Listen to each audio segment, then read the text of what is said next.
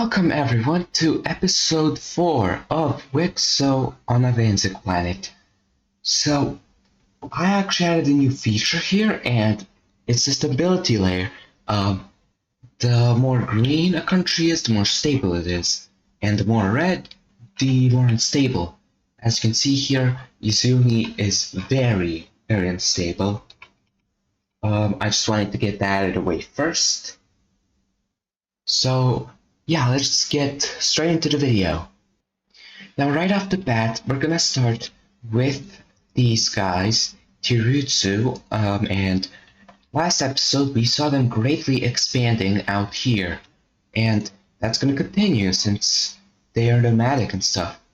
They're going to basically push over here and reach over to this coastline, and then they're gonna expand up here, up towards these mountains, and along the border of Cynthia. And yeah, we have them looking pretty big. But again, if we look at the stability layer, they aren't the most stable country. And once more, they're nomadic, so they can easily collapse. Now, going over here to Umbria, we're actually going to see them greatly expand all throughout this little area of the Flanonian Lake. They establish a colony down here and one over here, as they are sort of directly threatening Tirutsu. They also expand into this island and expand further down here. So yeah, we have Umbria looking pretty big now. So yeah, we have Aprilia looking pretty big. And with this, I thought I might as well finally update the power rankings, because we finally have enough nations. At number 1, we obviously have Waisalu. At number 2, it's Zoo. At number 3, we actually don't have Watercross, interestingly enough. We have Tirutsu, because they've really upped their military spending, as you can see. At number 4, we of course have Watercross. At number 5, we have Rusuni. At number 6, we have Aprilia, who has greatly expanded, as you can see. Number 7 is Linonia, interestingly enough, above Epertania. And 9 is Arusinu, and at 10 is Faunito. So yeah, these are our updated power rankings. Anyways, we see Watercross expand down here and take this major city. And with that, this area of the Flanonian Lake is basically fully filled in, with only some pieces here left to be filled in by Umbria. However, Umbria is actually going to be releasing this middle colony, because that area has been really anti-Prillian and they just want independence. They relate more to the Tirutsu over here, and this area isn't too valuable like this one, so it'll actually be released. So yeah, we have this area being released, and now we have a new country called Olivia here, and they're going to expand quite a lot up to these mountains, as well as taking all of these areas. Now, I did say Olivia wasn't that valuable in terms of like land and resources. However, strategically, they are very important for a certain someone who I won't mention. But yeah, we basically see this country expanding all the way down here past these mountains and basically being pretty big. Now, Umbria will continue to expand in this area, especially towards this lake, as they end up looking something like this. Now, at this point, you can see that Umbria, their overseas territory has gotten kind of large. So, that's definitely going to decrease their stability. Now, speaking of stability within most of these areas, like all these nations here, their stability is basically going down. Now, I won't mention why, that'll be mentioned in a later episode, But it's important to note that all these nations are getting less and less stable by every episode. Now, going over here to Britannia, we're finally going to have them just speedrun their goal. They're going to expand down south here, taking over this peninsula, and finally selling in Epertania.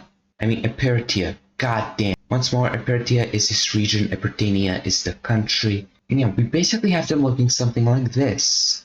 Now, as you can see, this looks pretty weird, but that doesn't really matter, as they won't be looking that weird soon enough. Because we have Magintia continuing to expand down south here, and eventually we see them invade Britannia. I know, who would have guessed? Now quickly they take over their capital in this major city, as well as pushing towards the coast. Now it is during this that we actually see Watercross join in and take these areas for themselves. Now Epertania won't just stand by and do nothing. They will actually push into Magintia, hoping to take over this major city and kick them out of the war, which they are successful in taking. However, with Vodacrossian support, Magintia still stays in the war. Up here, Magintian troops manage to make a small encirclement of troops, which are later all imprisoned, and eventually they are pushed all the way over here. After which we have this area rebelling from Epertania, and this rebellion quickly pushes down south and takes all of this land. However, the war still isn't over, as Magintia really wants to, just kick Epertania in the butt. They quickly push over to these mountains, where they establish a defensive front, and eventually they make a landing in this peninsula up here, and Epertania wasn't really expecting this.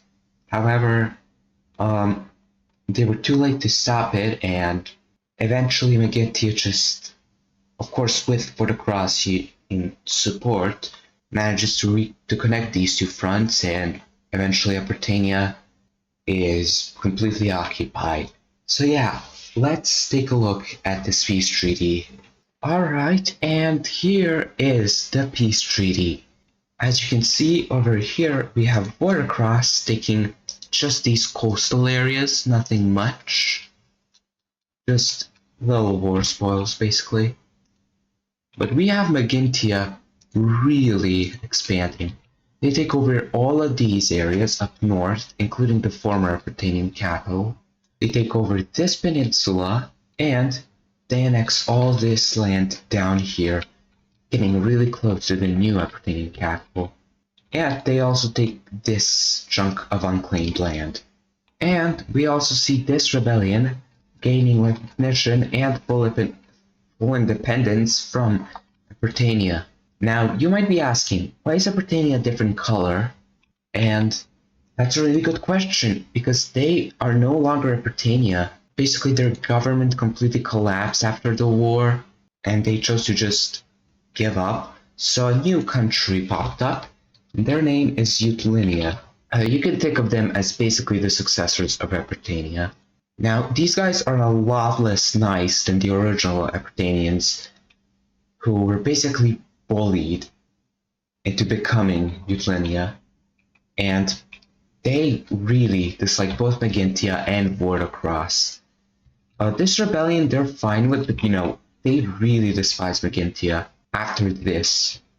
And after the war, we just have these areas expanding a bit. I won't waste your time. I'll finish really quickly. So yeah, we see Eutlinia expand a lot, and this is also they can one day take out Magintia and take back their old land, basically. Anyhow, going down here to Olivia, we're actually going to see a new country form below them, which is this orange country, which I believe is the furthest from, the center of civilization.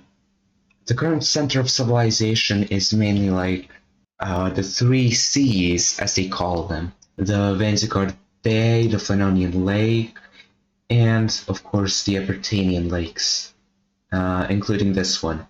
I mean, Apertian lakes, god damn it. But this country is the furthest away from that center of civilization, and because of that, they'll basically have a head start here. They'll be able to expand greatly, and I'm just giving them a whatever name. I don't really know what name to give them. Wisuna, let's go with that. Okay, I forgot that capital, so I'm just gonna speedrun it. Olivia, Wisuna, this country that I still haven't given a name. Okay, here we go, Rikustu. That's good. Now, if you remember in the last episode, I said that Zoo is no longer a threat for Simplia. You know, Zoo previously wanted to expand there, and we saw them invade, but Simplia actually pushed them back, and Zoo eventually gave up on them. So now they only have to focus on Turtsu. But as you can see, they are still the number 3 strongest.